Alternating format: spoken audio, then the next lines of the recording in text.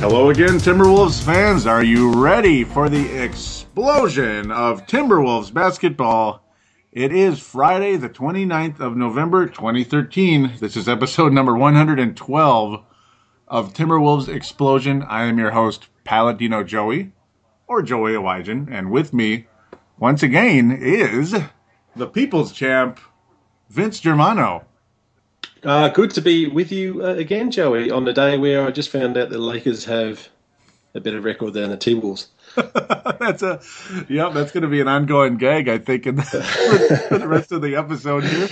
Yeah, well, I think you deserve it because you hung a lot of crap on me, didn't you? Well, it was one of yours. Well, Marcus, I think it was. He after you actually absolutely torched us, but we've had the last laugh. So, as I say down here, get stuffed. Zing! Oh, there's copyright infringement. There you go. I'm already going to get sued.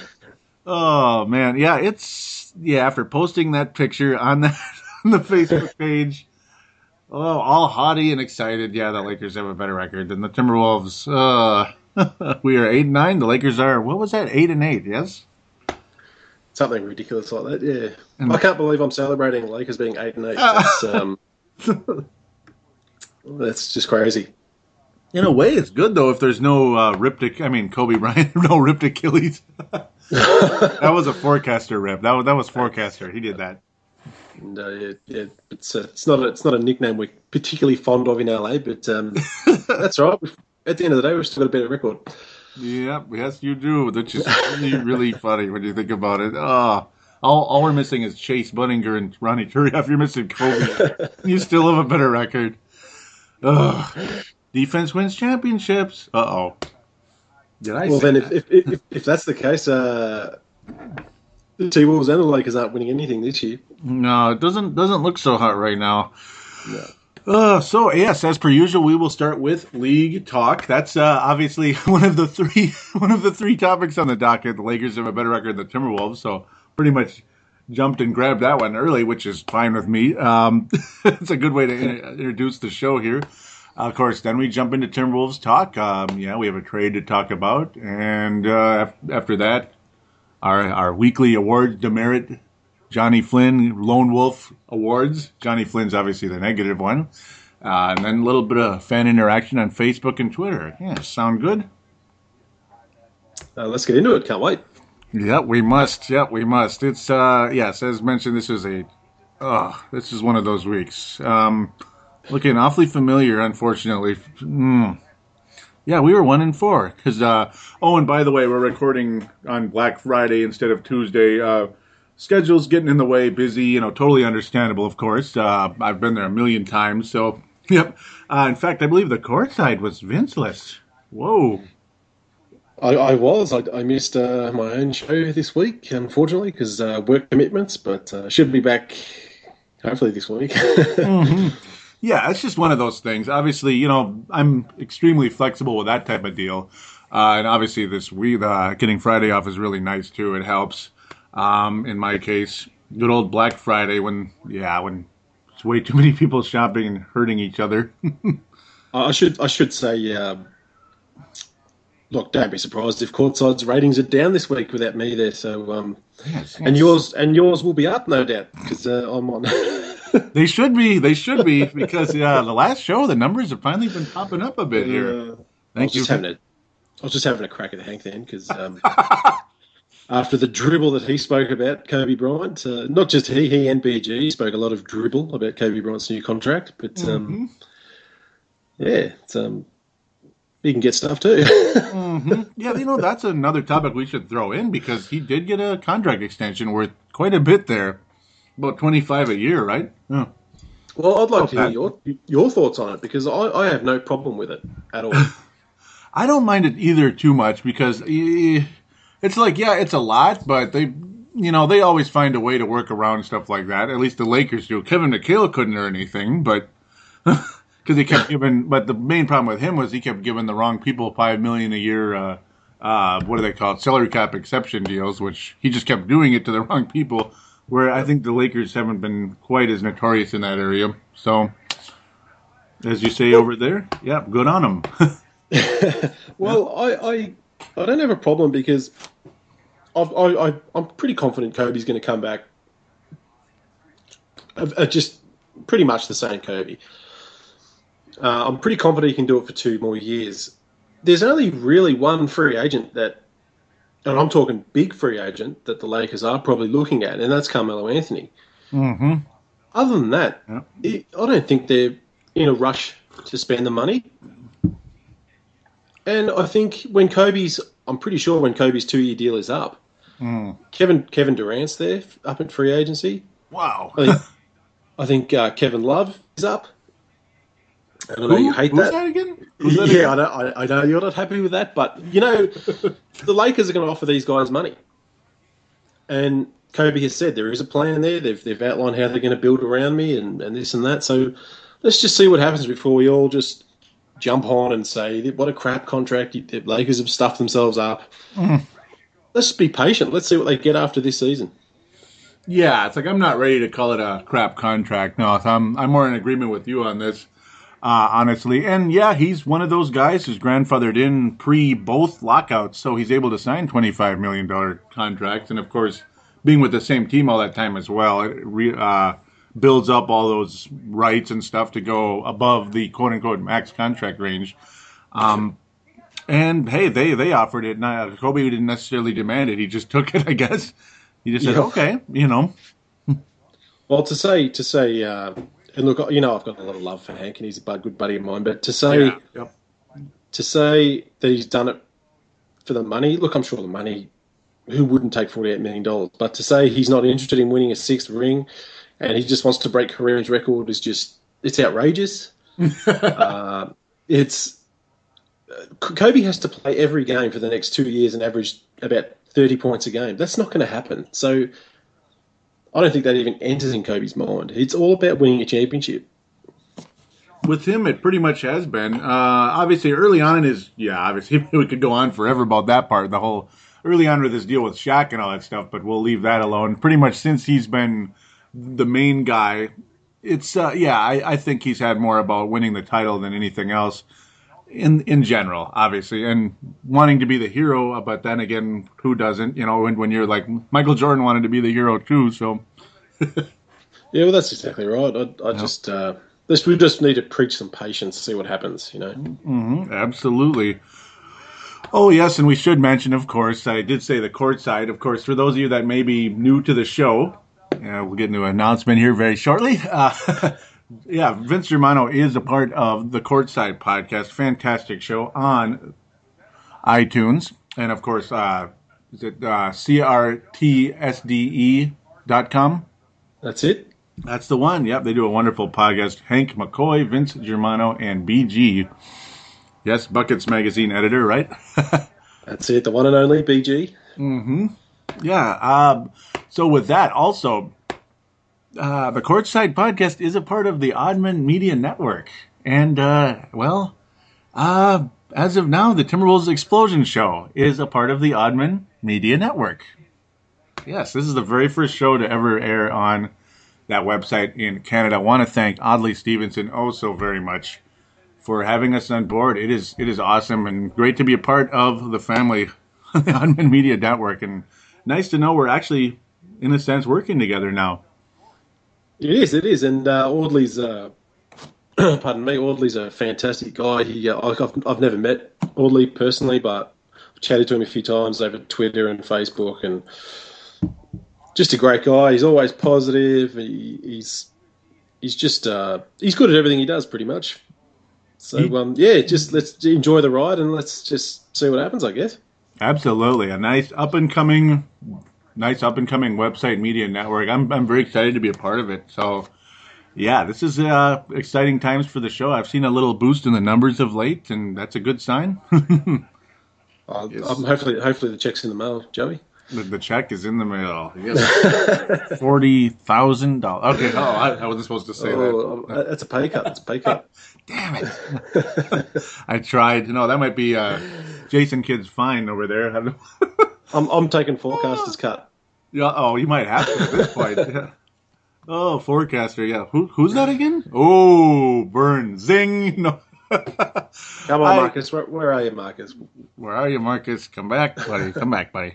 Not that I'm complaining with Vince Germano on here, though. Fantastic. Yep, couldn't be better. Nope. But just mention, yeah.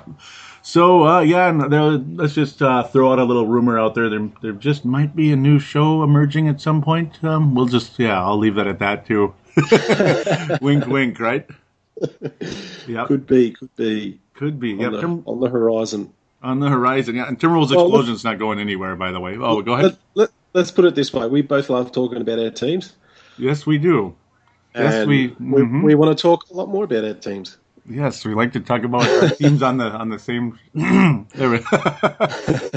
right? Yeah.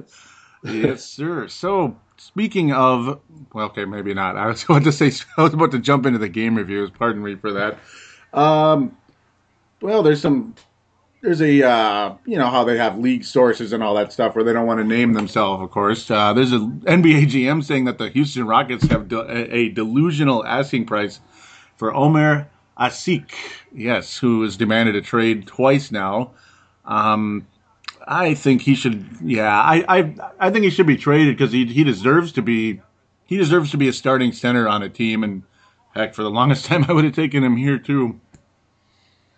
Mate, I would have. I was actually hoping we'd get him in a sign and trade with Howard, but totally, big time. I totally agree. Needs to go. They should do the right thing by him because, as I said on the Courtside podcast, they wooed him when he was a free agent, knowing full well they had their eye on Dwight Howard, and they were selling him. Oh, you're our center of the future.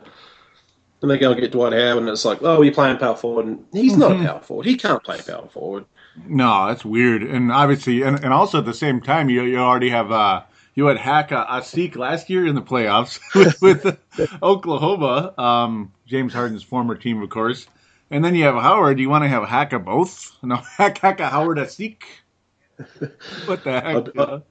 Yeah, look, the thing with those stories is, why can't they just release at least a couple of deals that have been, mooted and talked about? Like, is Rockets asked for, I don't know, Kevin Love or something? You know what I mean? Yeah, it'd be nice to know. I want to know what the meat of the deals are. Because hopefully they can just get themselves a power forward that fits. That's what they should be going. I'd be going for like someone like John Thompson or something. Yeah, they need a power forward, definitely, to go with, a complimentary power forward to go with their, he's definitely not Hakeem, but let's just say maybe like an Otis Thorpe type to go with, like which Hakeem used to have long ago. Yeah, how good was Otis Thorpe? Loved Otis Thorpe. Oh, Meat Hooks we used to call him. That was good times, wasn't it? He was valuable. Oh, big time. I like that team, without a doubt. Obviously, I loved Sam Cassell, and when he came here, I loved him even more. Oh, man, that was a fun team to watch. Yeah, it was, absolutely. Ori, yep. Mm-hmm. Big Shot Bob. You got very well acquainted with him. A few years there. I was shattered when he left to go to the Spurs. I was absolutely shattered. But he could see he could see the writing on the wall, I think. Yeah, sometimes it's just, the time runs out, and just like Fisher right now, I can see him in the background here in my quote-unquote Palladino studios. No, I'm quote-unquote, right? The Palladino Mansion. The Palladino Mansion. Oh, man, I wish, right? Oh, man. So do I. I'd have somewhere to stay when I come visit Minnesota. Mm-hmm. Yep, that would be nice. That would be cool. That day will come. I'm working on it. Mm-hmm, for sure. Yep, I hear you. So, any more league talk you may think of that may be on your mind right now, or? Oh, wow, I've been working so much I can't even think right now. Yeah, I've read so much stuff, but I just can't think. Mm-hmm. Yeah, I was there until Wednesday. Yeah, I was until Wednesday up on that one. Oh. Oh, I should wish all our American friends over there happy Thanksgiving. Yeah, thank you. Yesterday, I believe it was. Yep. We had our Thanksgiving. Yes, we did, and it was all right. It was awfully cold here, but It's different every year. Some years it's 50, some years it's like 20, and this year it was 20. So 20 degrees Fahrenheit, of course. Yeah. Yeah, yeah. So it was good. It was it was still nice though. Kind of long but nice. Yep. Kind of like thermal explosion sometimes. Long but nice. It's a day off, mate. Don't complain. Hell yeah, yeah. It was. Oh man, the day off. They do exist. Mm-mm. It's not a myth. Yep. So with that, oh my, yes, I almost jumped away here. I should be fired for this. Derrick Rose tore his meniscus. Oh my. Derrick Rose has torn his meniscus. It may be partially because it's kind of old news already, but since the show hasn't been around for about 10 days. But yeah, from ACL to meniscus, Derrick Rose, oh boy. Well, when I saw it, Mm-hmm. straight away I thought he's done his other ACL because it was no contact. There was no knees clashing or anything like that, and you saw him getting helped out at the back, unable to walk on his own, and you just thought the worst. And I was convinced it was an ACL. I was absolutely shattered for the guy. Mm-hmm. But thank God the scans it was a meniscus tear. Yeah. And interestingly, he's still maybe out for the season, but usually a meniscus isn't quite as devastating for a career. It's more kind of the front of the knee, I suppose, where the ACL is like the whole, it's like the stem of your knee, basically. Yeah. So, oh my, whew. Yeah. I mean, it sucks though. Well, if you, I don't know if you follow Dr. Robert Clapper on Twitter at all. Oh no, I should though. Yeah. But he's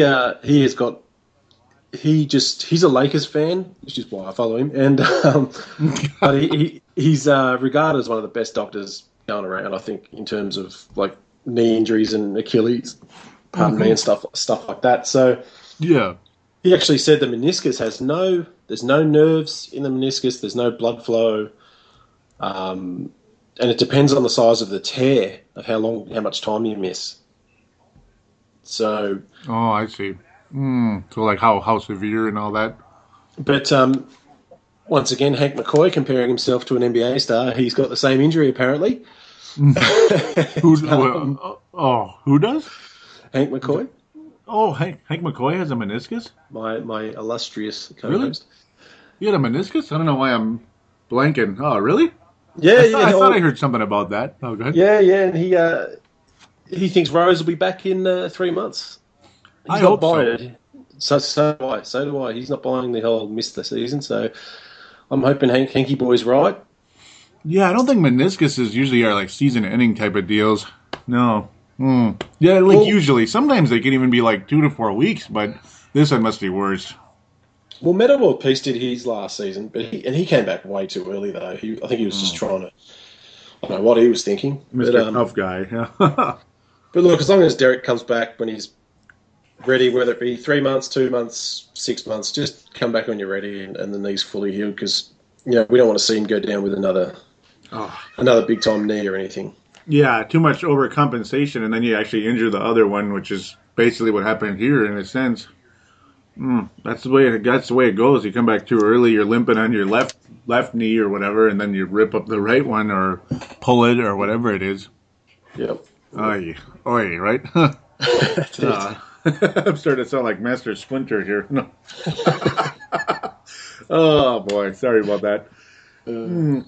So with that, we will take our quick break, and we will come back and go straight into the Timberwolves.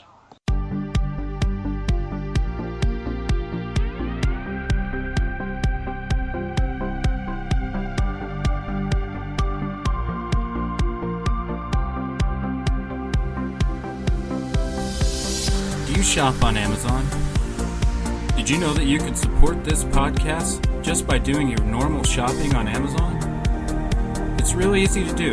Just go to thesportstuff.com and click on one of the many Amazon pictures. Do your normal shopping, and Amazon sees that we referred you, and they give us a percentage. We'd like to thank you in advance for supporting thesportstuff.com, and please use our Amazon link. Now enjoy the rest of the show. We are going round like And we are back here on Timberwolves Explosion, episode number 112. For those of you out there listening on your mobile devices, for Apple products, you can find us on iTunes. For Android products, you can find us on the Double Twist app. Simply download the Double Twist app. And, of course, for Microsoft and BlackBerry, simply search for us, Timberwolves Explosion. That is in the store. And you will find us, and you're ready to rock and roll on the go, which I think is one of the best ways to listen to a podcast. In fact, the best way. Also, of course, thesportstuff.com is our flagship website, and theoddman.com. Yes, sir, for the Oddman Media Network. Thanks again, Audley Stevenson, over there in Toronto, Canada. Rock and roll. Toronto, Ontario, in Canada. All right, so, yes, the Timberwolves, it was that kind of week, wasn't it? But before we jump into that, might as well start off with the Derrick Williams trade. We've been hearing about Derrick Williams' impending trade pretty much since he was drafted from Con. He is going to California, which is where he's originally from, to the Sacramento Kings, not the Seattle Supersonics. That never happened. Sacramento Kings for Luc Richard Mbah Moute. Maybe the longest name ever. Supercalifragilisticexpialidocious. You know? But what's nice about all that, at least he can stop somebody, which would make one guy on the wall. Okay, Rubio or Brewer sometimes, but haven't seen him in action just yet. But at least, I guess we bring in an elite defender, which I suppose was, I would think, the number one need on this roster right now. Well, look, mate, I saw on a Timberwolves. Oops. Sorry. Drop it. I can't remember the Facebook page for this particular T-Wolves site, but as a person on there who said, "Oh, why we've traded him for some guy called Mbah Moute, and he only averages 5 points." Mm-hmm.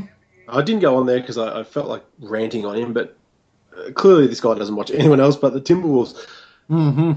But I just felt like saying, Mbah Moute, he's an awesome defender. Mm-hmm. And he can run the floor, and he's not going to take silly shots, and not that Derrick Williams did, but he's exactly what you need. He's exactly what you need because your defense stinks at the minute. It's D'Antoni-esque. It's really D'Antoni-esque. It's time to rant, isn't it? It is time. I'm just going to sit back and enjoy the Palladino rant. The true reason for Timberwolves explosion. That's the second word. Yes, explosion of information, explosion of passion, and occasional explosions. I probably won't. Explosion of excitement as well. I probably won't pop a blood vessel like I did that one time when I just went nuts about 5 years ago about Ricky Davis. Yeah, another guy who refused to play defense. That's why they nicknamed him Buckets. Not after Buckets magazine, just after a guy that refuses to play defense, all offense. Which Derrick Williams is one of those too. But nice. Yeah, I mean, I'm for it. I'll admit I didn't know a whole lot about him. I'd heard the name, but for some reason, I don't know what it is, why I didn't. I just didn't know enough about this guy yet, but very happy to have him now. So, the defense this week. This team gave up as many threes as it looked like it was a three-point contest because there's nobody on anybody on the perimeter.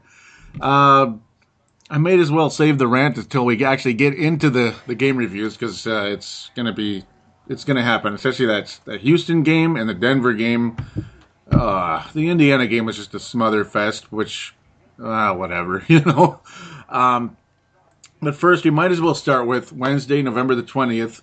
Very briefly with this one, Wolves and Clippers. It was an entertaining game for the most part, but it's like, okay, we're at home. We've lost by just barely the ball resting on the rim. Kevin Love missing a game-tying shot in Staples Center or Clipper land, whatever you want to call it, though it's probably really more Laker land. Can't beat the Clippers at home, and this was a sign of things to come. Just how awful a week it was going to be, we had no idea. It was going to be as bad as it's going to be. But this was a sign that the team is on the decline.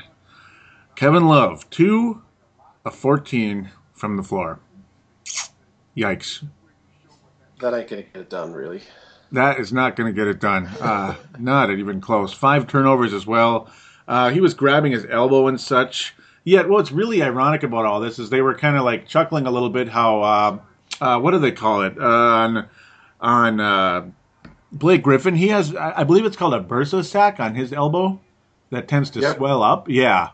And they were showing it, and we were kind of chuckling about it. And how ironic that they're showing that and chuckling about it. I guess Kevin Love's elbow is bugging him, and he shoots 2 of 14. And Blake shoots 10 of 19. So, great. Blake Griffin actually had a good game, kind of. Look, I'm trying to find a positive, but I guess at least you lost to a good team. Yeah, that was the good part. And it was 102-98, but the whole bleeping game, you could tell we weren't going to win because the score was a little bit closer than what it pretty much was the whole time. It seemed like, and this is pretty much the story of the whole week with the exception of that guy's return to Minnesota. Oh, I'm going to chuckle about that one in a minute. But the story of the whole week is the Wolves would be down early. They'd make little comebacks, cute little comebacks, but never get the lead back. Then they'd be down by 10 again. Then they're back in within 2 or 4, down by 13. Back within 2 or 4, down by 10. It's like, come on, because they keep giving up threes or whatever it is. This game was no exception in the three-point department. Los Angeles Clippers, 12 of 24 from the arc. Wow. That is massive. And, this is Lob City. You don't really think about the Clippers. I mean, yeah, they have three-point threats. J.J. Redick, Chris Paul, Jamal Crawford, but Reggie Bullock. Anyhow, but you don't really think of the Clippers as this three-point gunning team. You think of them as Lob City. Yet 12 of 24. Well, you're going to hit 12 of 24 when there's no perimeter D. Exactly. Yeah, there was no perimeter D. And again, the story of the week pretty much. Kevin Martin, I'm telling you, yeah, this was his only good game. At least, he actually shot over 50%, which is the only time you're going to see that this whole week. Had a nice game against the Clippers and all that good stuff. 28 points, 10 rebounds, believe it or not, in a game where the Clippers, they shot really super well. The Wolves shot 38% from the floor, 22% from three, just a struggling type of night. Wolves shooting was way off. Obviously, Love is a factor. They're getting way too trigger happy from three, it seems like. This was the only game Martin actually shot well from three. Only shot 4 and made 3, pardon me. Dyslexia kicking in. Love and Brewer, 1 of 9 combined from three. It was a bad night. I'm amazed we finished within 4 here, but of course there was just a little bit of run at the last minute though. So it's just one of those games, I suppose. It just didn't feel right from the get go. It's we said it last show we recorded together. Yeah, it's that magic 100 that those you get the 100. It's hard to with the T-Wolves. They just given up too much. Yeah. And I still say I think you guys are missing one, just a piece off the bench that can come off and just score in bunches and help the second unit out a bit more. Shved's not getting it done. Hummel's okay, but he's not the guy. Cunningham's a decent role player. Yeah. You would have hoped Derrick Williams could do it, but I really think you're just missing one guy that can just, even like a Jamal Crawford, to come on and bang his 15 points in 20 minutes or something. That would have been a dream. I mean, we almost had him like 3 times. Yeah, that's true too, yeah. You remember that? Yeah, I mean, it was the first one. Let's see, he was with, that was the first one. He was with Portland. Basically, the deal was done, I believe. It was going to be Beasley to the Lakers. I can't remember who was going to Portland. It probably doesn't matter too much, per se, because it didn't happen. It was the week where Portland traded everybody. Or actually, no, even before that, the Wolves pretty much had Jamal Crawford. We were going to sign him almost for sure. But then like 19 other teams called him, and he signed with Portland. It was never a fit at all for whatever reason. I can't imagine why not. But no fit in Portland. Okay, he's going to get traded. Now he's coming to the Wolves for Beasley, and then that didn't happen when everyone else from that team got traded. That was the fire sale week where McMillan was fired and everybody got kicked out of there except for LaMarcus Aldridge. And then free agency again. Okay, now he's coming to the Wolves. It's over. Nope, Clippers. Come on. Yeah, look, that would have been perfect. Oh, wouldn't it though? But again, it doesn't cure your defensive problem. But no. But yeah, just every time I watch the T-Wolves play, I just think the same thing. They just need someone off that bench. Yeah, it would be nice. I would have thought Derrick Williams, with all his athleticism and all that such and quickness, that he could have been something of that, but apparently not. Has a very difficult time finishing at the rim. Rick Adelman acted like he just wanted to shoot him pretty much from day one. Every time Williams would miss a layup or something, you'd see Adelman throwing his hands up in the air and like screaming about something. So I was kind of laughing about it on one side and frustrated on the other. So can't imagine that made Derrick Williams feel good. No, probably not too good for his confidence, I wouldn't have thought. Not too much. I would feel like crap if it was me, but I would try to fight through it, but eventually it's going to eat at you. Yeah, that's right. So this game obviously didn't work out too well, of course. Oh, Jamal Crawford, I wish we could have had you. But luckily, the Brooklyn Nets came to town. That is a team that... forget about it. They're done. I mean, if they're not done, I don't know what else to say, because they are like they're Kurt Rambising right now over there. I mean, these are Kurt Rambis scores where they give up like 120, 115, and score like 85. Oh, Jason Kidd. They are stinking up the joint. I think Jason Kidd thought he was at a casino or something when he said "hit me." Remember? Did you see that? Yeah, I did see that. That's just that had me. I don't know, laughing and cringing at the same time. It's like, what is going on? Yeah. So to let the listeners know what this is all about. Some people might be like, Joey, what are you trying to say here? Brooklyn was playing Vince's Lakers. And, of course, the Wolves are Vince's second favorite team, so just letting you guys know, don't get too mad. But where am I going? Yeah, they were playing the Lakers. It was a close game. Nets were out of timeouts, and Jason Kidd was holding I don't know, I'm guessing pop or something in his hand with ice, glass, a glass or whatever in his hand. And he figured, okay, let's try to stop the play with like some old-fashioned way. He told one of his players, hit me.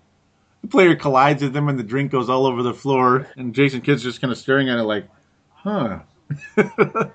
So it was a tactic that I guess he got the clock to stop, but now his cost him, was it $40,000?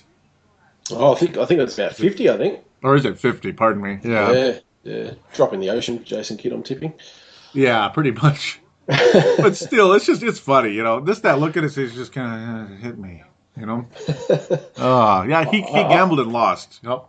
I do feel a bit sorry for Jason Kidd, but that's got to be weird. There's something stinking down there, and I think it's a mixture of age and coaching, and injuries, everything.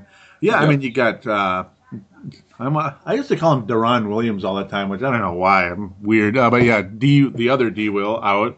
Kirilenko, imagine that, and Brooke Lopez out. Yeah, so obviously that's not helping, but yeah, age is just a joke. Unfortunately, I mean, I like to respect the older players. I mean, heck, we would be older players right now too, but shoot, it's sometimes it's just not a good idea, and this looks like one of those times. Holy cow! Well, I've said to Hank and BG a couple of times. Obviously, clearly, we can see now they've played a year too long. KG and Pierce. Mm-hmm. I mean, KG, I don't think Pierce has scored 20 points yet this season. It's been a hell of a season for them, literally, like in a wrong way. Yeah. Pierce only had 6 points. Garnett had 8. That team is terrible. I mean, everywhere they go, they lose by like 25-30, except for some reason that Laker game was close, but you still won, right? Just barely. Just barely. That's funny, but at least you did. Yeah. Goodness. I'll take it. Yeah, really. It's like, goodness gracious, great balls of fire, right? No, that's what that's what this game was like. It seems like every time Garnett goes against whoever the new power forward is of the Wolves, be it Al Jefferson and Kevin Love, he's always got to start something. He's just like LaMarcus Aldridge is always got to start something with Kevin Love or whoever, it seems like.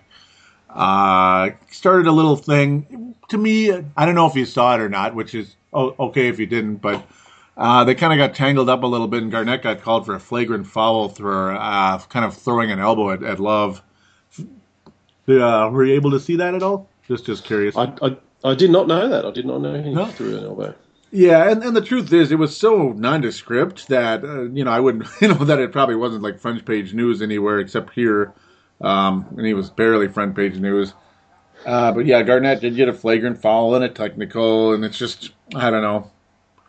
Garnett's always got to start something with somebody, but for me, it wasn't as bad as it could have been, I suppose. But overall, all I can say about this game is that the Nets did not show up to play whatsoever, and the Wolves took advantage, and thank God for that. We'll take it. But again, the Wolves are up by 1 million points. Yeah. And Shabazz, 0 minutes. That's the... Yeah, Deng, 8 minutes. I mean, when you're up by that much, give them some court burn. Give them some run. I like Adelman. Mm-hmm. But to not play those guys when you're blowing this team out just makes no sense. It's utterly ridiculous, and you got to think they would even earn a couple minutes even in like an actual decent game, like a close game, maybe some second quarter burn, something like that, like 4 minutes to go in the second quarter and maybe a few late in the third, something like that, early fourth. But I don't understand. Shabazz isn't exactly knocking anyone's socks off or anything, but Gorgie Zhang, hey, 3 blocks in his little limited time. Garbage time or not, 3 blocks. Yep. But how's Shabazz supposed to knock their socks off when I can tell you, I don't know this for a fact, but I can tell you, I'm willing to bet that when he steps out on the NBA court, he doesn't feel comfortable yet. No, he doesn't. And like one other thing, they're claiming that he has a sprained ankle, but I'm kind of like, I'm beginning to wonder what that's all about. But from what? Getting off the bench? Yeah, really. Or in practice, I guess. But then again, it's like, it's kind of lame though. It does sound kind of fishy a little bit. I totally understand about that though, about how he not getting any court burn whatsoever. His confidence is never going to get up anywhere, and it's a mystery. It really is. Do you think he could have helped this season? Like, what were you expecting from Shabazz, or were you expecting Adelman actually not to play him more? I thought he was going to get some burn. Like I kind of had a feeling his minutes wouldn't be too high. Partially, they say he's obviously coming in a little immature and all that, but and kind of like a gunner. But still, I thought he was going to get like 15 minutes a game, something, and that's like a pipe dream right now. 15 minutes would be like eternity, Oh, he'd be racked with 15 minutes. He'd be lucky to get 15 seconds these days. Yeah, it's really bad. I'm really happy to see Gorgie a little bit, but obviously he should be getting more too. He should be the immediate backup center instead of putting some guy out of position out there like a Cunningham or something. Cunningham's too short to play center. Oh, I totally agree with that. What you just said there. It bothers me why Deng isn't his backup, Pekovic's backup. It does bother me as well. And I know we're in the age of front court player versus instead of center, but still, and obviously that's just a little jab at like the All-Star game thing. But how centers are shorter now; they're kind of just like big forwards. But still, 6'8", I don't know. That's not really any type of scary defensive presence in my eyes. And obviously Kevin Love doesn't plug the middle at all. So it should be Shabazz. Why when Adelman wants to spell Love and Pekovic? Surely, if we can see it makes more sense to put Cunningham at power forward and still have rim protection when Deng's on the court. It just baffles me why he can't see that. You can play Cunningham and Deng together because Cunningham's got a decent mid-ranger as well. Mm-hmm, he does, yep. And Deng likes to rebound, block shots. So it's just, I'm not even like I'm starting to think. maybe I don't know. Maybe Adelman just needs to just give it up after this year. Mm-hmm. I was about to say, wait for it, it's coming. Oh man, Yeah, I hate to say it right? because I do really like Adelman. I've always liked him as a coach, but I don't know, I can't take much more of this. Yeah, it's too much of this. They refuses to play certain players. It's like he'll just lose patience with players. To me, Gorgie Zheng doesn't seem like the kind of guy that's going to go out there and make idiot mistakes like a Anthony Randolph type last year. And we turned the ball over literally like 6 consecutive possessions. I almost threw up watching that one time. But he actually stuck with him for a while there until after that game you never saw him again. But Gorgie, my goodness, a team that has no interior defense at all. Nikola mans up to guys, but he doesn't create any type of weak side defense. He's an okay strong side defender, but Gorgie's like he has a chance to be an elite weak side defender, and the Wolves have never really had that except for Garnett at times. Who, obviously I think Garnett was a better strong side as well than even a shot blocker, but. Wow, Gorgie, he's the kind of guy he could really be one of the best shot blockers in the league, and the Wolves need that fear in the paint, and they don't have it out there. Marcus rants about it a lot, and I agree. I'll third that. Agree with Marcus as well. To me, Adelman is just like unless you're a seasoned vet, he's just going to kill your confidence. He's a confidence killer. Yeah, just kind of a stubborn old bastard. Oh, did I say that? That's about it, though. I mean, but even Alexis Shved, I've been a big defender of Shved. I've even given you and Marcus a bit of a serve over the time.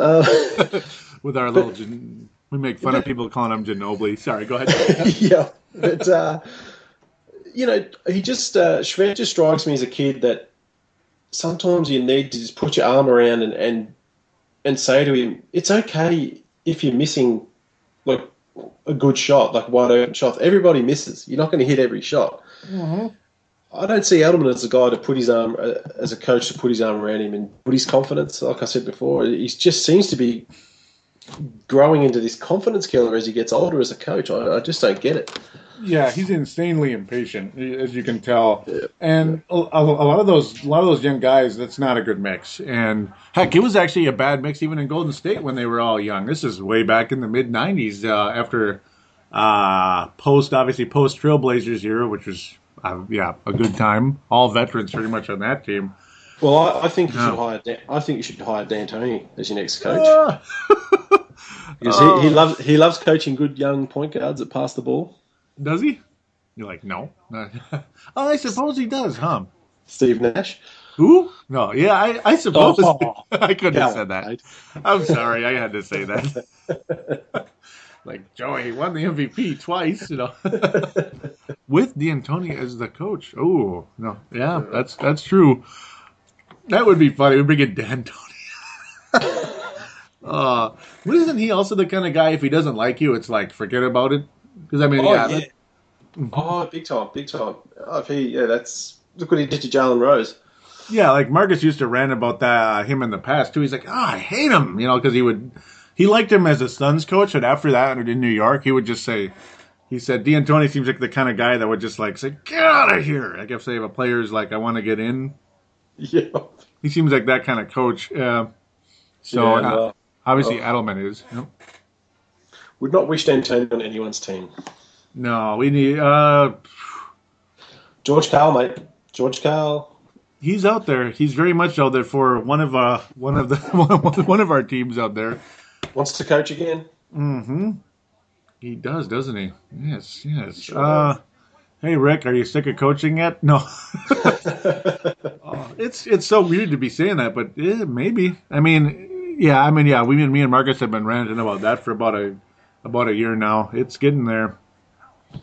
Hate to say it because I do like old Rick, but yeah. Mm-hmm. He needs to be coaching like the Heat or something. Somebody like that. Yeah. Because they don't care about the bench there. No, that's true. But you know what? You could go and win your next 6, and then we love him again. Who?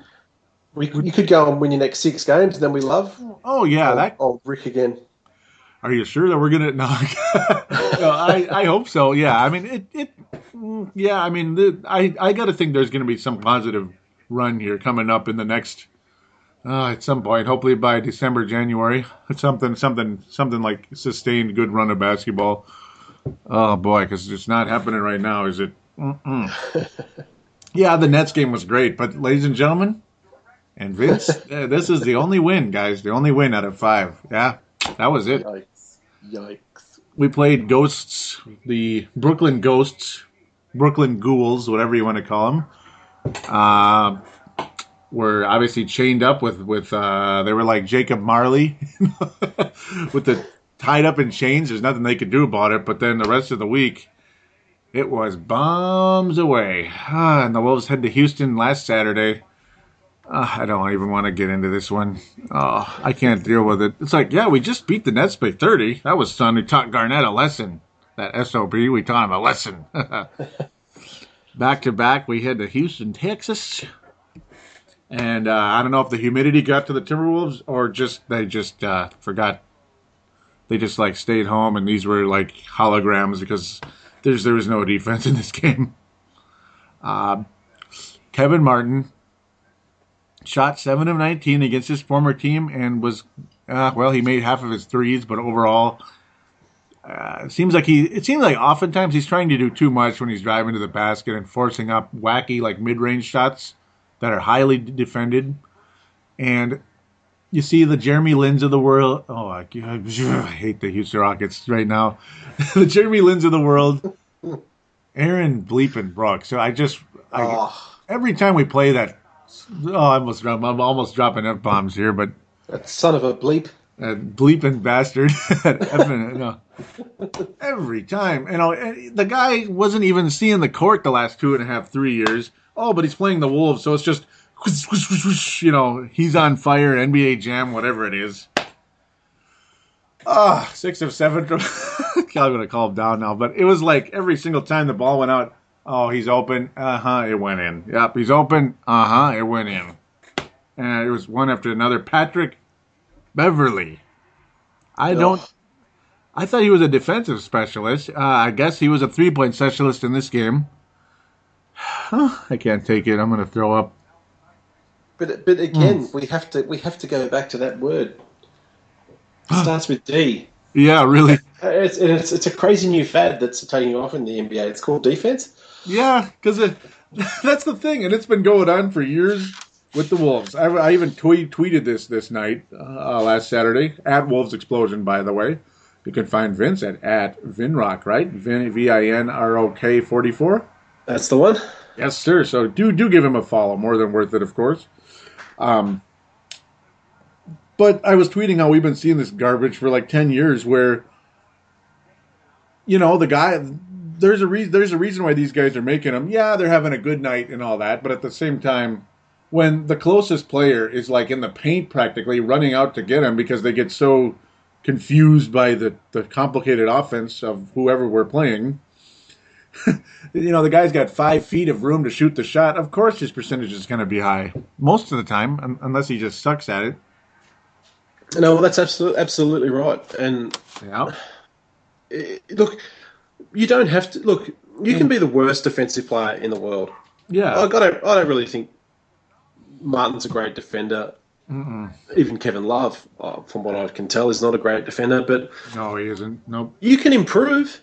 Yeah. You can make the commitment to improve. You can work on it. You can watch tape and say, geez, what was I doing there? I've got to work on this. I've got to work on that. You can become an okay defender, a good defender. No one's asking to become Scottie Pippen in his prime. But for God's sake, defend something. Take some pride in your defense. It's not all about the other end. There was plenty of scoring on this night. Oh, my. I mean, yep. And it's... Oh, go ahead. I'll leave. So I was just going to say that Martin hit 19, Peck had 14, Love had 27, Brewer 22. Mm-hmm. The problem is the Rockets had 112. Yeah, that's the thing. That's what I'm saying. You've just got to. I don't know if Edelman's a man to turn it around now on the defensive end. It doesn't seem like it. We're starting to look like the bad version of the Sacramento Kings there. And yeah, like you've mentioned in the past, and I completely agree, is that big triple-digit number. Yeah, the Wolves got 100, but way after the Rockets got 100. So that's that's a big problem, and they keep giving up that triple digit. And it seems like whenever we don't give up the triple digit, we're getting stifled by the Indiana Pacers, which is the next team we'll get to in a minute. Oh boy, they're giving up way too many. It's just we don't want to sound negative. Mm-hmm. Like there is a lot of positives for this T-Wolves team. Yeah. Yep. There's so many positives, but we're just asking them to improve and work on one thing, and it's players like Martin and Love that we're asking to improve on the defense, and even guys on the bench. And some of the guys who are good defenders, they need to stop gambling so much. When shooters are not tough to guard. It sounded like you weren't done. I'm sorry. How about you finish? No, I was done. Okay. I'm sorry. I was listening. Yeah. Sorry, I didn't want to jump in on you like that. But, shooters are not that tough to guard because you're not guarding, let's just say you're not guarding LeBron James with the ball. You're guarding a guy generally who's not very physical, who, they may have happy feet and they're kind of, they have a quickness to them, but it's not tough to guard a shooter if you just stay on him, and even body him up a little bit, to be honest. And that's not something you see. You always see us leave our man to go help, to go help out all the time. And that's where the Wolves have been getting destroyed time and time again for the last 10 years or more. It's just been an ongoing trend. It's really entertaining when haven't seen him lately, but in the past, watching games with Marcus, it's funny because it's like the whole time you'll be, what is he doing? Because they'll always see a guy left wide open from three. It'll happen like 100 times a game. Like, dead serious. I'm not even overestimating the number here. Like, what is he doing? Yeah, I can picture it now. It's funny. It's the defense. Yeah. Like I said, that's the only negative about this team, and the major negative. It's that defense. It really is. It's costing you big time right now. Yeah, I mean, there is no perimeter defense. Every time a guy starts to drive to the basket, someone slides out. Of course, that's going to happen, and it seems like our defenders just do not, or our perimeter players do not seem to want to focus on that at all. And I think I can't put into words how frustrating it is to watch threes just going in one after the other. Jeremy Lin, I think, is one of the most overrated players of all time. I'm dead serious. I'm sorry to say that if somebody doesn't like that, but but he was scorching us from three and such. He was just one of them. We're seeing guys like, Aaron Brooks, obviously. It's no fun watching a guy that hasn't really played much the last couple of years because he's been buried on the benches of Sacramento, and he killed us there too. But Houston, traditionally in the past, watching him just scorch us from the net because we, again, as you say, refuse to commit on these shooters. But that whole Jeremy Lin game that he had against the T-Wolves, yeah, look, I like Jeremy Lin, but he's not a fantastic outside shooter. No, he's but not. Hell, if you're going to leave him open, this is the NBA. He's going to hit more than his fair share. Mm-hmm. And this is all we're just saying is, look, if you get really good D and run out and get a hand in their face and they still hit it, well, that's just basketball. But you turn around and you say, you know what, good D, better shot. That's it. Yeah, really. You just want them to run out and put a hand in their face, make them think about the shot. It's just not happening. Yeah, it's just simple stuff, the kind of stuff you would tell your kids maybe, like if they're in a game, just put a hand in the face, something, please, please. That's exactly right. Oh, like for the love of God, right? They're just splashing threes on us. Oh, and with all that said, did James Harden play in this game? No, James Harden didn't play, and we still gave up 112. I wanted to mention that to you. Yeah, it's like, by the way, you jinxed your team. I did. Because I do believe you sent out a tweet saying, "No, James Harden should make the job a bit easier," or something along those lines. So the minute you tweeted that, you put the nail in the T-Wolves' coffin for that night. Dun dun dun dun dun, like this. Yeah, sorry. Yeah. That was really. I was just. Yeah. You look too far ahead, Joey. You look too far ahead, mate. See what happens. Zing! Oh man. Yeah, because I mean, it literally was like 12-0, and I'm just sitting there going, "You gotta be kidding me!" Because it was, that's when the bad defense. It was immediately right out the beginning. They started scorching the net from three, or splashing a shot, as we like to say. That's like a slightly newer term, I think, lately. I think so. Yeah, but I did tweet that out. Yes, I said the Wolves' chances are better tonight. It's something like that. Maybe not like we're gonna win, but it should. No, you were pretty confident. You implied you were pretty confident. Okay, I better look this up. Good thing you implied that the way your tweet was worded, you didn't say you were going to get victory, but when you read the tweet, you'd be like, he's implying they're going to just waltz in here. So send your abuse to Joey Awajan. Yeah, you can. Thanks for costing us that game. Oh, here we go. No Harden tonight definitely increases the T-Wolves chances. The hashtag T-Wolves chances. And then I wrote, great start. About, let's see, how many? There's no minutes. Doggone it. About 5 minutes later. You're implying. You're like, no James Harden. We're right. 3 minutes later. Oh, my God. I didn't realize how funny that is. Oh, I wrote, great start. 3 minutes, 7:11 and 7:14. Obviously, Central Time here. Oh my!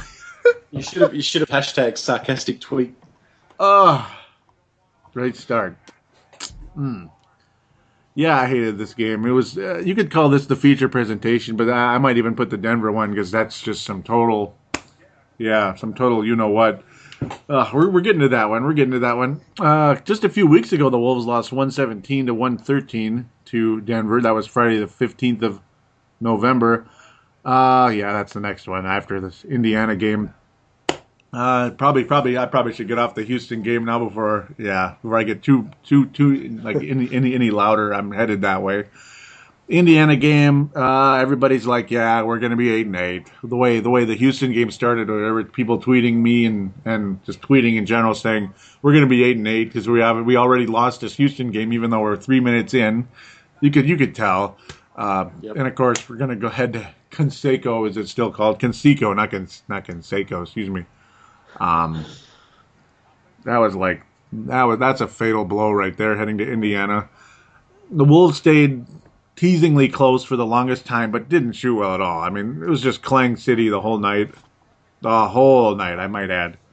And probably because Indiana play defense. You think? Maybe? Yeah. That helps. The Indiana Pacers play fantastic defense, and they make their shots too. The Wolves played not so good defense, and they did not make their shots. And what I didn't like also, because like how Indiana's defense is good and everything, right? Yep. So, we're going to continue to force threes, and I mean force threes. Dead serious when I use that term. The Wolves forced threes all night. 3 of 19 from the floor. We shot 19 three-pointers against this team. Okay. That's not smart. It's just not smart. I would have liked to have seen... Not that I would have liked to have seen this game, but... No. I love... Just to see the pictures, I really love Kevin Love. Mm-hmm. To me, he's nearly jersey worthy. I'd go out and buy a jersey, but jersey. No, I really want to see him just pound it inside a lot more. I know he can hit the threes, and I know he can hit the jump shot, but against this big Indiana team, I would have hoped that Love and Pekovic. I know Pekovic wouldn't step out that much, but I would have hoped those two would just Adelman saying, we're pounding the ball inside. We need to go at Hibbert. We need to go at West. Let's try and get Hibbert into foul trouble so he's off. Let's try and get West into foul trouble. And then Kevin Love can step out a bit or keep going inside. But I don't know, man. It wasn't such a bad loss against a really good quality opponent. Yeah. I think it was a good test. Mm-hmm. 84 to 98. That's not too bad. At least you know whereabouts you are against the Pacers. Next time you play, I'd be thinking, let's get a bit closer now, or let's even beat them. Yeah, I don't know what your thoughts are, but yeah, I mean, at home, you'd think we'd have a shot at it. Like right now, the way the momentum's heading, it doesn't appear that way. But maybe you never know. Things can change very quickly at times. But yeah, I mean, when you mentioned about going in down low for Love, that's a huge thing. I mean, he just likes to just stay outside, and I don't. It's nice sometimes, but not all the time. Like when you're like attempting 9 threes. In this game, he attempted 5, which I think is maybe like we'll call it high end, maybe not necessarily too high, but yep. I prefer it like 3 to 5 versus like 5 to 8ish, which seems to be his more of his range. That's just me. Yeah, he doesn't go down low enough, and when he does, they go in most of the time. We'll say those long range shots, they're not a given, of course, and at times when you're clearly off and when you're struggling, it's just maybe you gotta adjust your game plan a little bit, and it seems like a lot of these guys refuse to do that. And when the defense is this good, yeah, you want to take higher percentage shots. I gotta think that was the way I would approach it if I was a player, or coach or whatever. But the Wolves just did not do that in this game, and I didn't expect to win anyway because Indiana's awesome. They're 13-1, I believe, or is it probably higher now? By the way, this was Monday, the 25th of November, just to give you a date there. It wasn't a very fun game to watch. The Wolves stayed in it the whole time, but they missed like everything. There were lots of turnovers, There were 19. Love was pretty sloppy. Brewer was really bad, actually. He was flying around, turning the ball over. Love had 5 turnovers, Brewer 6. He was just all over the place. Had a horrible shooting night. He was jacking up threes. What's that? Who was jacking up threes? Brewer. Brewer, yep. 0 for 5. Good stuff. No. Wow. Yeah, look, but I don't really mind. Look, Brewer, you're going to get that from Brewer from time to time, but the guy plays so hard. Yeah.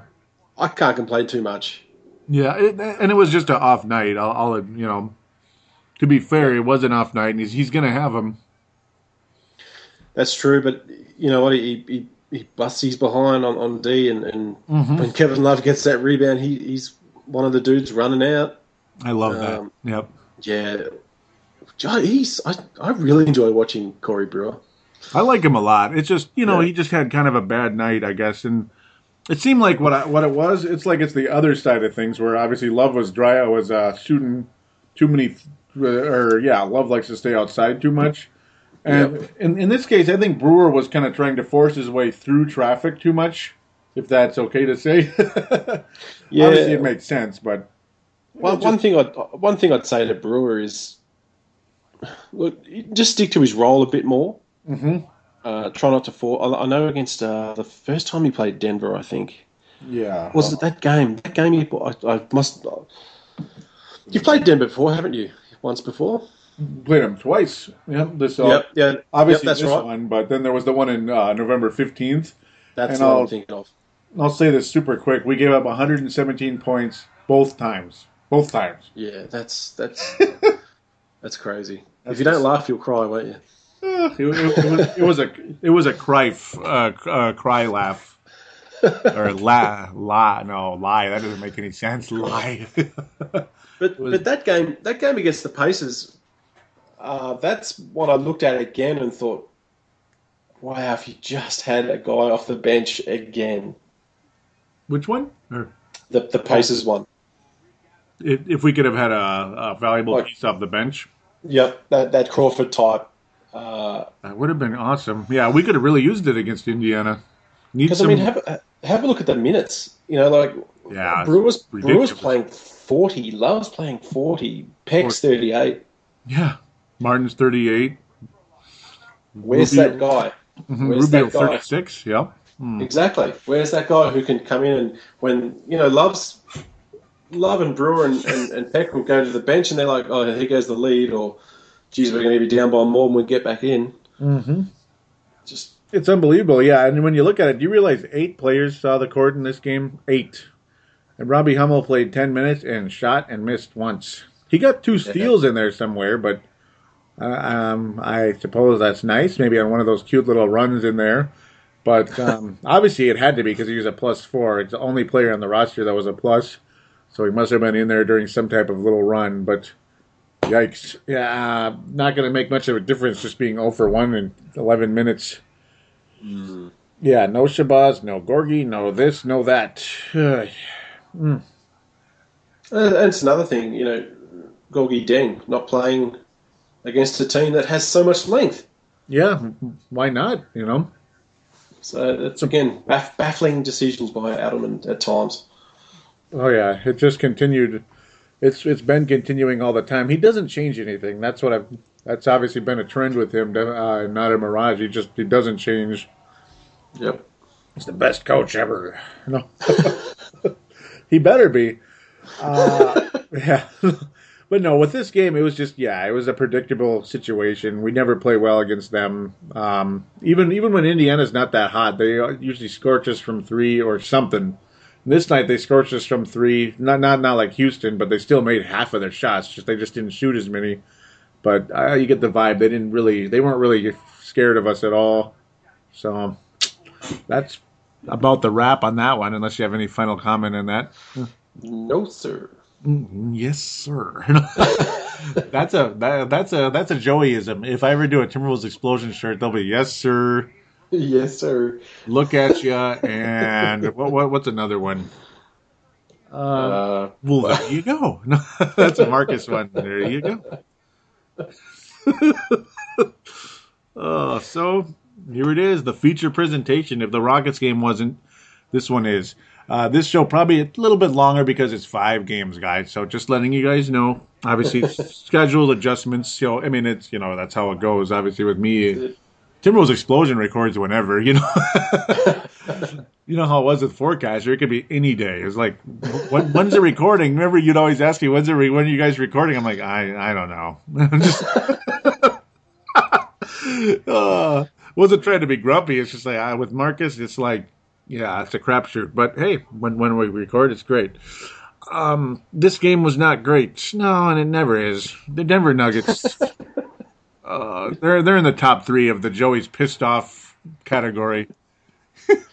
I'll just sit back again, mate. Let you just run off and hit them with both barrels.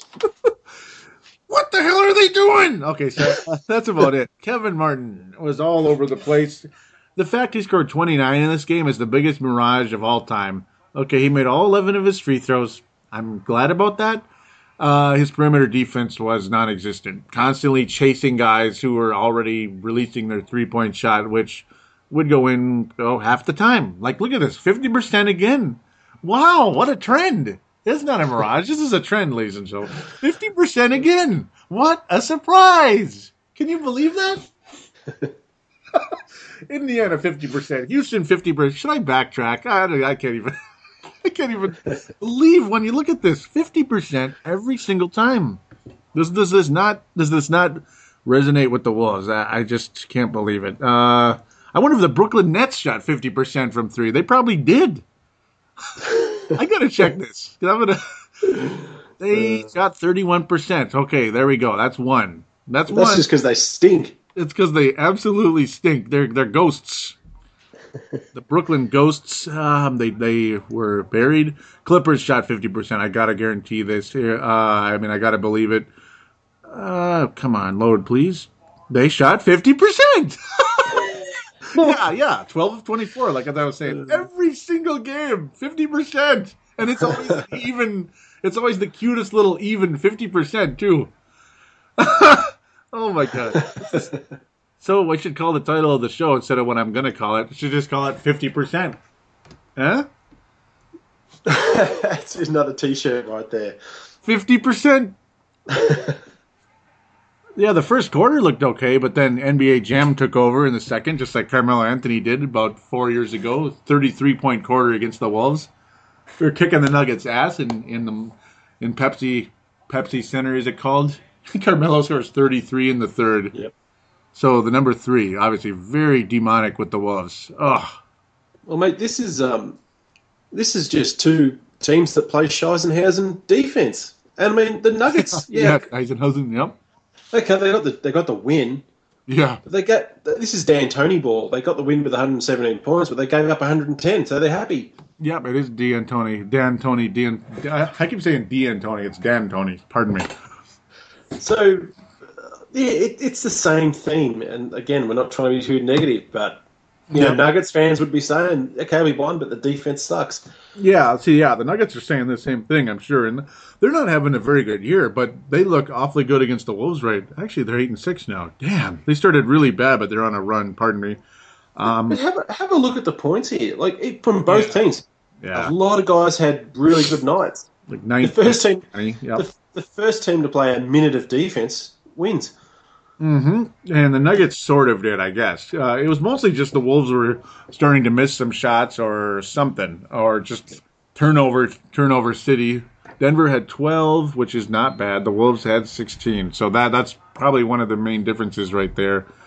And there's the other big thing right there.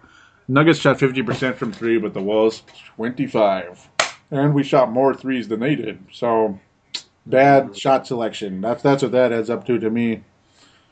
Like if you're not on, slow down, please. That's what I used to scream at Rashad McCants in the past. I hate that guy. Ugh. But then again, I guess I don't have to. And Denver's obviously a really good hustle team. They really hustle after that ball. Very athletic. Yep. Remarkably, when I said how they hustle and get the rebounds, nobody on their roster got double-digit rebounds in this game. I can't believe what I'm seeing here. What? Yeah, the? It's spread around nicely, isn't it? I think Mozgov had 8. Mm-hmm. He's the leader, Timofey Mozgov. Hickson had 3 rebounds. It felt like he had 6 because I think all of those rebounds, or 16, excuse me. But all of those rebounds ended up being cheap putbacks, which just drove me nuts. Yep. Basically, every one of his shots were like right in front of the rim because either like some type of defensive lapse or a offensive rebound or something. Just frustrating night. Yeah, he's sneaky, Hickson. Like when the ball goes up, you got to put a body on him, and he'll get the rebound and throw it back down. Mm-hmm. That's his game in a big way. Fareed does that a lot. 6 of 7 from the floor, obviously very close to the basket on all of those. Another mismatch for the Wolves is these athletic teams. Not only the 3-point shot, which seems to be the Achilles heel of this team in a huge way, but it's the athletic inside as well. That's a huge problem. Athleticism, excuse me. Well, this is where Moute is going to help you guys a little bit. He's an athletic type. Mm-hmm. Thank God, finally. And boy, you look at that name; it barely fits on this program, right? It barely fits. It's 5 words if you consider a word, like the A in the middle. Yeah. Good golly. Luc Richard, isn't it Luc Richard or something? Yeah, like people call it Richard, but it's Ricard, I'm sure. Yeah. Cameroon, huh? Yeah. We'll help. I'm looking forward to seeing him get some minutes. That's if Coach gives him minutes. Yeah, I think he has to. It's like, please, you have to. Please. You have Flip it be like, I've traded for him. You play him, damn it. Yeah, I mean, we got rid of the guy you couldn't stand, so please bring him. Yeah. Like, please bring him in. So he's from France, yes. Oh. Yes, sir. We got le steak and le poisson. I used to call, what did I call it? Nicholas Batum. I used to say Batman with a French accent. Hey, Joey. Yeah? Did Wes Johnson ever score 20? Uh-oh. Did he ever score 27 points for the T-Wolves? If he did, maybe once, and I don't remember. I don't think so, though. Maybe once. Like he had a really hot game. Let me guess. Did he do it tonight? He just dropped 27 points in a Lakers victory. Oh my God! Against Keelan King. King. Rip City Bad Boys. Man, what the no? Seriously. Well, I might have to tweet him later. Oh, since I hardly ever say this word on this show, I'm entitled to say it once in a blue moon. And if I'm imitating somebody, it's more funny too. Can I do what Keelan King must have been saying tonight? Yeah, go for it, mate. It's your show. All right. Now what the fuck is Wesley Johnson scoring 27 points against the Detroit Pistons? No. Somebody put a body on Wesley fucking Johnson. No, okay. That was a bad imitation, but I had to do it. That's how he talks though on the show. But you know what? That's pretty much what he's going to be saying. That is absolutely what he's going to be saying. I got to think. Let's see. Rodney Stuckey play. Okay, he's got to be pissed. Oh, 8 of 7, 33 minutes. And then they say Rodney Stuckey's not getting traded. I saw that on. Did you see my tweet? Did you see my tweet to Kalen? Oh no! Where is it? I tweeted him this morning. Look it up. I said it's like the Pistons say they're not trading Rodney Stuckey. Man, they must really hate you. Oh yeah, they do. They probably hear the show and think, nope. Someone's going to be listening to that. Yeah. So those of you out there that didn't like my F-bombs, they weren't me. They were Keelan King talking through me. So you know, he says, where is he? Where's Johnson having a career year for the Lakers? Yeah, what the heck? I told you. He comes to a quality franchise and look what happens. Rodney Stuckey. Yep, that's like if the Wolves kept Rashad McCants for the last 7 years or something. I would have been. Yeah, this would have been an explicit show on iTunes. Paul Pierce 2 points tonight. Lord of mercy. Yep. Oh my God. Yep. And there's Houston. Let's see how many threes they shot. Yep. We got to check it out. Little on air. Little on air reporting here, guys. Little on air reporting. Boy, how about them Brooklyn Nets? Boy, who? Paul Pierce 2 points, 1 of 6. What the heck is going on here? Well, look at this team. I'm without speech. I have 15 minutes for. Oh my God! All of the starters played like a couple minutes. Garnett was out. I wonder what that's all about. Probably hurt or something, or he just blew up at Jason Kidd, or he hit him or something. I don't know. See, they probably shot. Oh, imagine that. 59%. That can't be threes, can it? They shot 32 threes. Wow. That's rubbing it in. Come on now. 60% from threes? Jeez. I'm glad I'm not on. That's even worse than anything. That's even worse than the game with us. They shot 60%. 60. And they shot more. That's crazy. Somebody put a body on Wesley Johnson. I can't watch this shit. No, I gotta do that. Tomorrow the theme will be, how the hell are you going to let Wesley Johnson score 27 points? I can hear it. Yeah, that's exactly boy. How the hell are you going to let Wesley Johnson? I'm serious. I'm done. I cannot wait to listen to that. Oh, it's going to be funny. I hope you're listening out there, Keelan King. You gotta. Oh man, I hope you're listening. It's so fun to listen to, but I feel the pain though. I feel the pain. Trust me. With the threes being given up, and obviously Wesley was hitting some tonight. 6 of 7, I believe. 6 of 7. Oh, looking at this, I'm going to cry now. You know how on Yahoo you can pick who's going to win or lose in the game? Yep. Who's going to win, 65% of the Wolves winning, 35% of Denver winning. Ugh. I guess they forget how Denver just always beats the Wolves.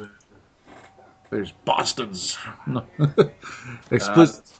I think the Wolves will get it together. I do think Mbah Moute will help a lot. I'm excited. Let's see. As BG would say, let's see where they're at Christmas. Mm-hmm. Yeah, I'm excited about the addition in terms of the defense. Like, that's when you messaged me back on Facebook when I was like, what does he do exactly? Because I figured there's more to him than 4 points a game. You know, I wasn't going to just rant about it. I wanted to learn first. You know what I mean? Yep. That's what I was like, so what does he do exactly? And you're like, defense, my friend, defense. And I was like, yes. I was guessing. I was kind of just guessing that, but had to know it first before I just start saying, defensive stopper without me even knowing it. So, yeah, because it made logical sense. There wasn't the 3-point shot or anything, obviously. So, and it looks he can hit 15-footer, and he can hit the odd three. So he's handy. He's handy Yeah. on the offensive side, and he's got another target for Rubio to hit when the running game gets going. So, good. and he can guard some fours as well. So he'd probably be a little more of a runner than Dante Cunningham. I gotta think. yeah, absolutely. I think easy. Ooh, Cunningham could be in trouble because there's some similarities there. They're about the same size. The roles are similar, as Cunningham is a defensive stopper essentially, but. So that could be an interesting situation between those two, though, unless you want them both out there at the same time, which wouldn't kill me per se. Yeah, I could handle that too. Mm-hmm. It wouldn't kill me. I mean, but even though I was ranting earlier about we got to get, or both of us were about getting Gorgie in there. Yep. So Yep. unless they want to put Cunningham or Moute at the 3, yes, possibly. Yes, that's another one. Yes. Yes. Yeah, there you go. Good one. This is the imitation show, isn't it? We're just trying to have a bit of fun. That's all we do. Oh, yeah. I love it. That's what it's all about. Loving this right now. Loving this. So who's our jersey? Another copyright infringement, man. Oh, I did it again. Yep. Hank's going to be making a lot of money off me pretty soon here. Jersey worthy. Okay. Next thing I'm going to enter the show in with, welcome into Timberwolves. He's got a set of lungs on in the old Spanx McCoy. What did you say? He's got a set of lungs on in the old Hank McCoy. Oh my God, yeah. He should be a singer. Sounds like. Oh man, that was funny. I keep imagining like it's like we're gonna hear this like fall over backwards, and then you'll jump in. Hey, BG, I think he passed out. We're waiting for him to pass out. BG passed out. So, with that said, this is the Courtside Podcast. I'm your host, Vince Germano. Just be all Lakers talk. Lakers talk. That's all it'll be. I'll wait for that to happen someday. So, speaking of Jersey worthy, are we ready for our Lone Wolf Award of the week? Kind of tough choice, but... Look, I actually... Maybe. I think it was that tough because I think the one consistent player that I saw this week was, again, one of my favourite centres going around, Big Peck. Mm-hmm. I had a feeling that was, yeah. Yep. Big Peck was doing the business. He had a pretty solid week. I can't deny that. Part of me almost wanted to lean towards Rubio with how well he played. I liked how he played against Denver and such, believe it or not, even though it seemed like nobody else did. But it seemed like this is what happened all year last year. It was Pekovic like every week because like nobody else was really doing all that much because obviously Love's injury and all that bad stuff. I'll lean Pekovic again this week with a silver star award towards that's a Purple Mafia bit there.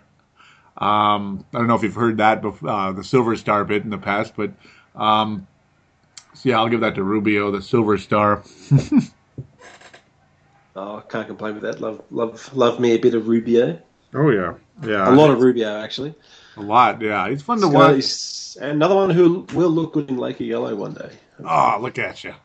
The New York Yankees of basketball, right? We need a first baseman, Jason Giambi. We need a pitcher, Roger Clemens. You know, we need a point guard, Ricky Rubio. Yeah, we need a center, Shaquille O'Neal. Oh yeah, those were great days.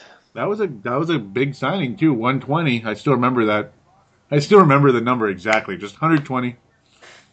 Oh mate, I'm smiling right now just thinking about it. I just loved it. Oh man, that was a hell of a couple of hours there. Think about what happened.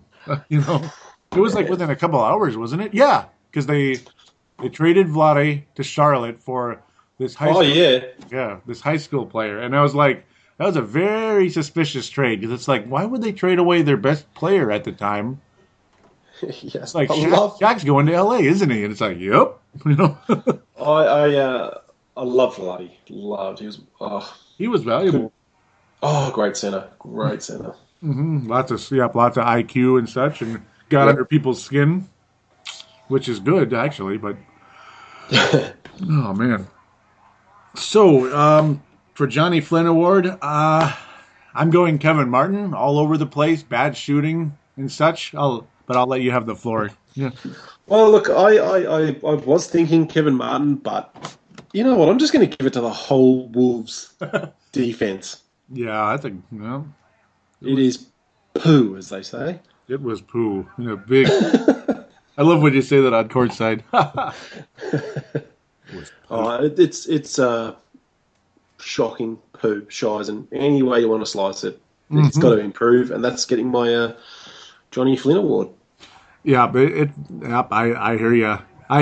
I'll just stick with Martin for now, but no, that's good. Sometimes it's good to have a slightly different thing. Yep, the bad, obviously just terrible perimeter defense, and for me, it's that guy way on top. Where was I saying? Hank McCoy, simply, I love this. So yeah, we're gonna slide over to, now that we've given out our awards and demerits, very briefly, a little bit of Facebook interaction. In fact, it's probably pretty short this week.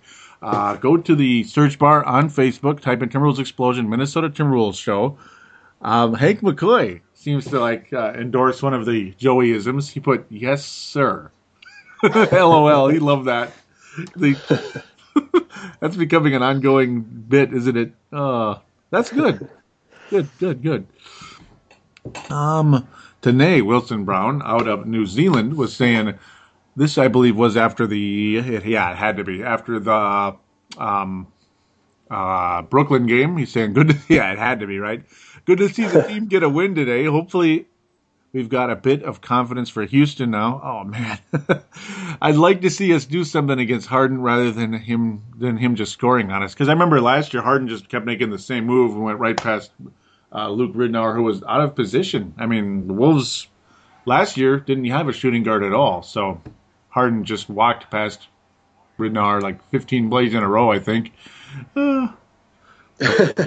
Harden didn't even play. I thought it was going to be all exciting. Martin and Harden, here we go. That Oklahoma trade, but that never came to be. And, of course, we got killed anyway. Doggone it. No. So, here we go. Here's one that you'd probably like to see, too. Tanae continuing saying, I would love to see Zhang get more time. Just what we've been talking about it for however long. We want the same thing. We want Zhang out there. Yes, we do. Dang it. Okay, sorry. Zhang it. Yeah, we want him out there. That was a bad joke, or bad bit, but I had to make it.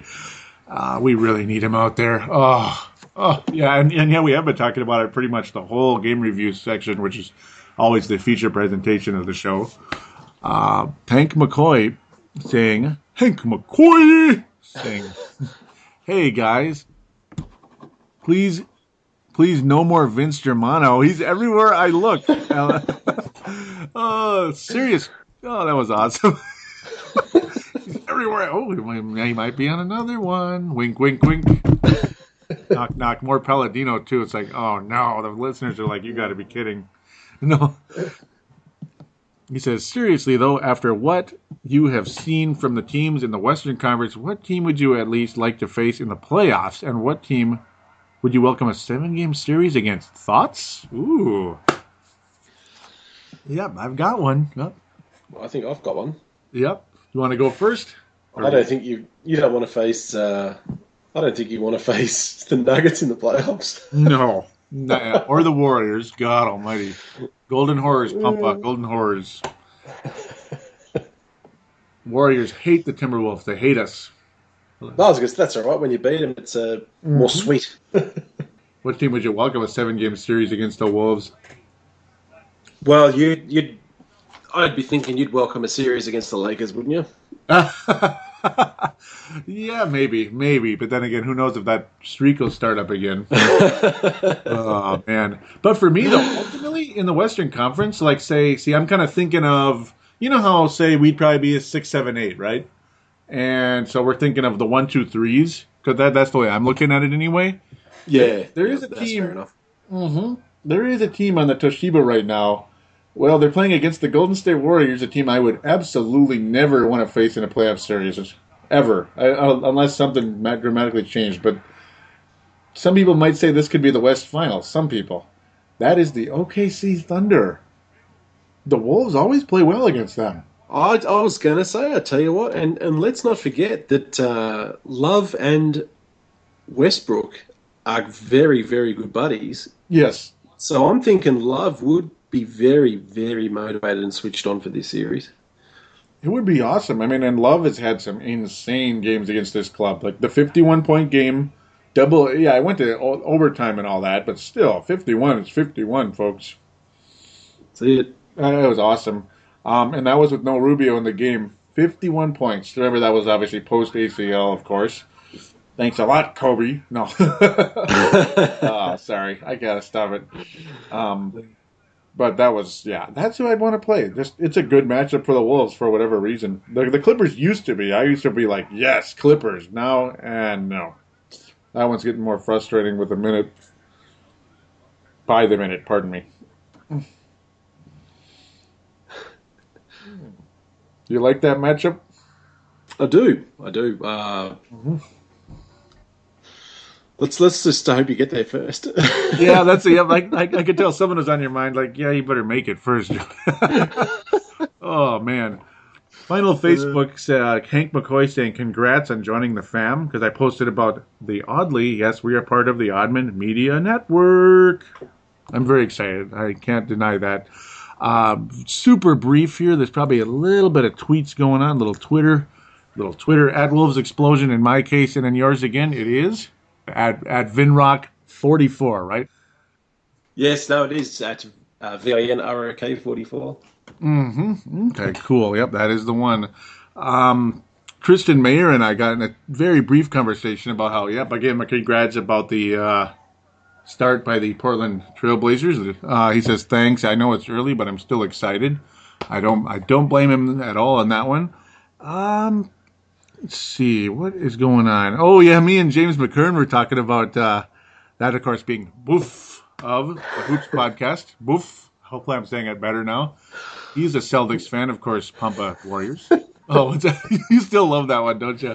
Yeah. We started to call him Boof now.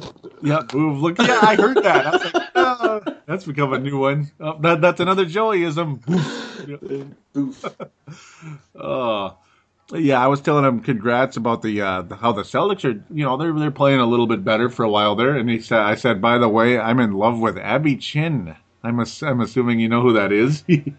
That's their silent reporter. Oh, you assumed wrong. Yep. You know who that is too?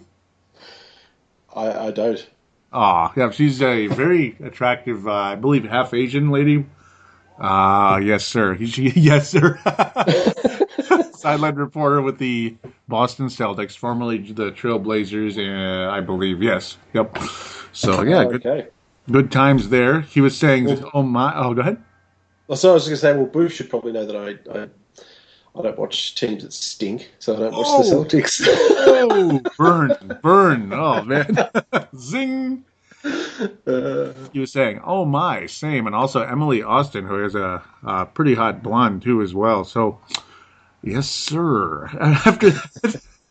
After that, you were telling me about the, you tweeted me about the trade. Yes. At Vinrock tweeted me. The real GM tweet. So, do appreciate that because it was kind of an ongoing thing that was going to happen but wasn't official yet. It just kept... But then at that point, it was done. So I do appreciate that always. Yes. So another way to get in contact with the show, of course, I mentioned the Facebook and Twitter. There's also a call-in line that doesn't get enough love. Look at you guys. Look at you. It's 209-736-7877. 209-736-7877. That is a product of thesportstuff.com, which is our flagship website. It is a voicemail. Do treat it as such. Mention what show you're calling into, which is, of course, Timberwolves Explosion. Statement, shout-out, comment, question, whatever it is, you'll be on with us. And it will be fun indeed. Yes, sir. Yes, sir. Yes, sir. Any closing comments from the People's Champ? I would, if you'd let me, I'd love to plug BG's book. Absolutely, yes. Brad Graham, also who is on with me and Hank on the Courtside podcast. He's got a book that he's hoping to release soon. It's called Backpack Baller. It's all about Kevin Durant. He has spent a lot of time and effort researching. It's been a number of years he's been working on this. You can go to the Courtside page on Facebook, just search in all caps Courtside. You can find BG on Twitter at Backpack Baller, where he is promoting it daily. There's links on how you can support the book. There's different levels of donation of money, ranging from $5 all the way up to, I think it's even $1,000. And there's great value in anything that you donate. Basically, he's trying to raise $35,000 to get this book out in circulation. So Nice. check it out. There's little excerpts in the latest Slam magazine, I'm pretty sure. I think it's got Paul George on the front. Mm-hmm. But yeah, look, it's a great book from a great guy, and urge you to check it out. There's something for everyone in there, and it's such a good book that even the Thunder are all over it. So yeah, please check it out, and look, any little amount helps, even if it's $5. So Yeah. you can get yourself. Look, I think if it's $20, you get a copy of the book.